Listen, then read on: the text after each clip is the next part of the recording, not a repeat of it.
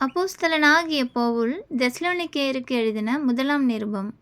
பவுலும் சில்வானும் தீமோத்தேயுவும் பிதாவாகிய தேவனுக்குள்ளும் கர்த்தராகிய இயேசு கிறிஸ்துவுக்குள்ளும் இருக்கிற தெசலோனிக்கேயர் சபைக்கு எழுதுகிறதாவது, நம்முடைய பிதாவாகிய தேவனாலும் கர்த்தராகிய இயேசு கிறிஸ்துவினாலும் உங்களுக்கு கிருபையும் சமாதானமும் உண்டாவதாக.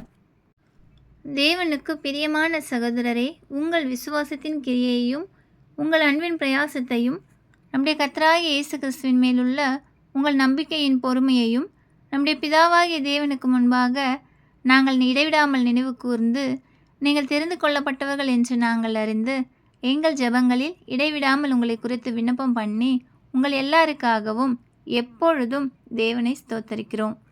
எங்கள் சுவிசேஷம் உங்களிடத்தில் வசனத்தோடே மாத்திரமல்ல, வல்லமையோடும் பரிசுத்த ஆவியோடும் முழு நிச்சயத்தோடும் வந்தது. நாங்களும் உங்களுக்குள்ளே இருந்தபோது உங்கள் நிமித்தம் எப்படிப்பட்டவர்களாயிருந்தோம் என்று அறிந்திருக்கிறீர்களே. நீங்கள் மிகுந்த உபத்திரவத்திலே பரிசுத்த ஆவியின் சந்தோஷத்தோடே திருவசனத்தை ஏற்றுக்கொண்டு எங்களையும் கர்த்தரையும் பின்பற்றுகிறவர்கள் ஆகி, இவ்விதமாய் மக்கதோனியாவில் உள்ள ஆகாயாவிலும் உள்ள விசுவாசிகள் யாவருக்கும் மாதிரிகளானீர்கள். எப்படியெனில், உங்களிடத்திலிருந்து கர்த்தருடைய வசனம் மக்கதோனியாவிலும் ஆகாயாவிலும் தொனித்ததுமல்லாமல், நாங்கள் அதை குறித்து ஒன்றும் சொல்ல வேண்டியதாயிராதபடிக்கு தேவனை பற்றின உங்கள் விசுவாசம் எங்கும் பிரசித்தமாயிற்று.